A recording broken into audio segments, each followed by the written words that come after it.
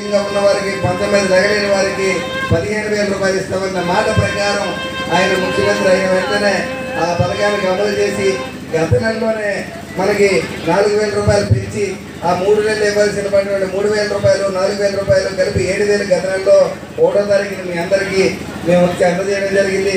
అదేవిధంగా ఈ నెలలో మీకు రావాల్సిన 4,000 రూపాయలు 6,000 రూపాయలు ఏదైతే ఉందో అది ఈ నెల కూడా మన ప్రభుత్వ అధికారులు రాజకీయ నాయకులు అందరూ వచ్చి కూడా మీ అందరికీ మీ ఇంటి దగ్గరే కూడా 1వ తారీఖునే ఉదయాన్నే 6 గంటలకే పెన్షన్ ఇవ్వమని మన ముఖ్యమంత్రి చంద్రబాబు నాయుడు గారి ఆదేశాల ప్రకారం ఈరోజు నేను కూడా శ్రీశైల మండలంలో ఉదయం 6 గంటలకి అక్కడ చేరుకొని నిర్ధావలో 6 గంటలకు పెన్షన్ ప్రారంభించి తర్వాత కొన్ని గ్రామాలు ఇచ్చి అలాగే హెచ్ఎర్ల నియోజకవర్గం మండలంలో కొన్ని గ్రామాలు ఇచ్చి లాబేరు మండలం ఈ సమయానికి రావడం జరిగింది.